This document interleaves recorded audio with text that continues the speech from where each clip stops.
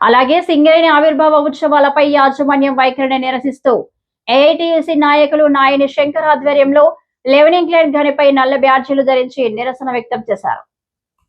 మంగళవారం 137వ సింగరేణి ఆవిర్భావ దినోత్సవాన్ని జీఎం కార్యాలయానికి పరిమితం చేసి కార్మికులను నిరుత్సాహం నిలిచారని, గత కొన్ని సంవత్సరాలుగా కార్మికుల సమక్షంలో నిర్వహించే ఆవిర్భావ దినోత్సవ వేడుకలని ఆకస్మికంగా ఎలాంటి ప్రాధాన్యత లేని సాధారణ కార్యక్రమంగా నిర్వహించడం ఏఐటీయూసీగా తీవ్రంగా ఖండిస్తూ నిరసన వ్యక్తం చేస్తూ నల్ల బ్యాడ్జీలు ధరించడం జరిగిందని ఏఐటీయూసీ నాయకులు ఆరెల్లి పోషం అన్నారు. భవిష్యత్తులో ఉత్పత్తి లక్ష్యాల సాధన పట్ల ఆసక్తి చూపించే విధంగా నిర్వహించాలే గాని కార్మికులను నిరుత్సాహానికి గురి చేయకూడదని అన్నారు. అదే విధంగా కార్మికులు కూడా వేడుకలను బహిష్కరించారు.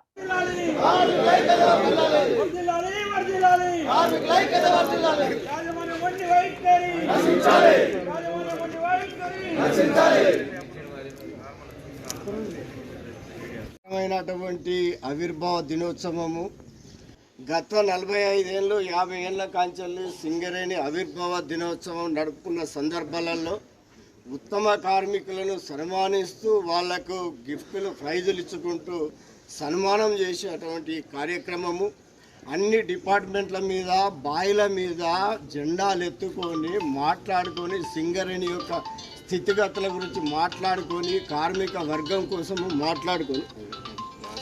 మాట్లాడుకొని మన గ్రౌండ్ అంటే స్టేడియంలో భారీ ఎత్తున జెండా కార్యక్రమం చేసుకొని ఉత్తమ కార్మికులాడు పిలుచుకొని మన సన్మానాలు చేసుకునేటువంటి కాగడాలతోటి ఊరేగింపు చేసుకొని ఊళ్ళ తిరుక్కుంటూ తిరిగేటువంటి ఈ పెద్ద పండుగ సింగరేణి కంపెనీ పండుగ.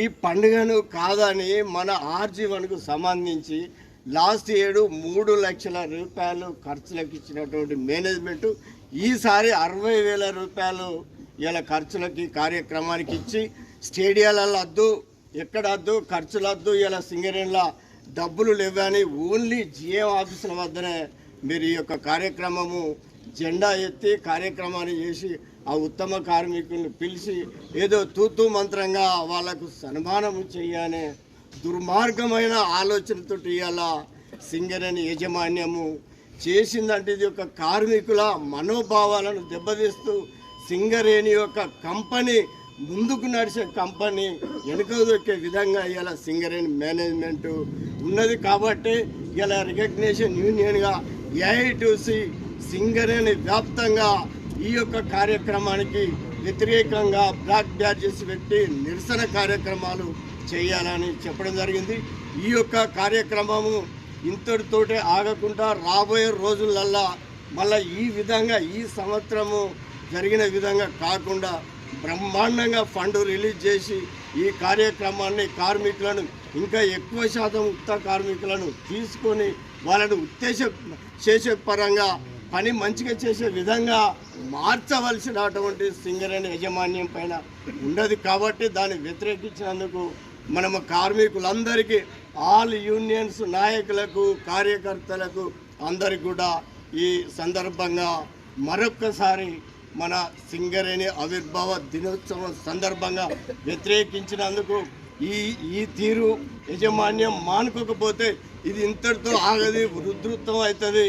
సింగరేణి వ్యాప్తంగా కూడా అవసరం అనుకుంటే ధర్నాలు చేస్తాం, రస్తారోకోలు చేస్తాము, అవసరం అనుకుంటే బాయిలు కూడా బంద్ పెట్టే అవకాశము కూడా ఉంటుంది. కాబట్టి సింగరేణి యాజమాన్యం ఇప్పటికైనా ఈ తీరును మార్చుకోవాలని కార్మిక వర్గం తరఫున డిమాండ్ చేస్తా ఉంది.